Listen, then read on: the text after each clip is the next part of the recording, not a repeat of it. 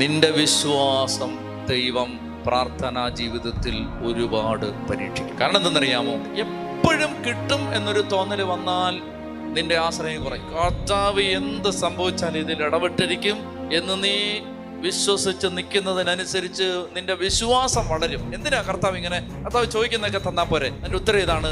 അതായത് നിന്റെ വിശ്വാസം വളരുന്നതിനനുസരിച്ച് നിന്നെ കൊണ്ട് ഈ ഭൂമിയിൽ ദൈവത്തിന് വലിയ കാര്യങ്ങൾ ചെയ്യിപ്പിക്കാൻ പറ്റും. അതുകൊണ്ടാണ്. അല്ലെങ്കിൽ നിനക്ക് ചോദിക്കുന്നില്ല, തന്ന വിട്ടനെ. മനസ്സിലായോ?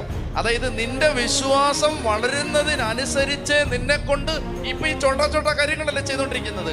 ഇപ്പൊ നിന്നെ ഈ മുറ്റത്ത് നിർത്തിയിരിക്കുന്നതിന്റെ കാരണം നീ നിന്ന് ഇത് വാങ്ങിക്കുമ്പോ നാളെ നീ നിന്ന് ലോകത്താരും വാങ്ങിച്ചിട്ടില്ലാത്തത് അവൻ്റെ നിന്ന് വാങ്ങിക്കും.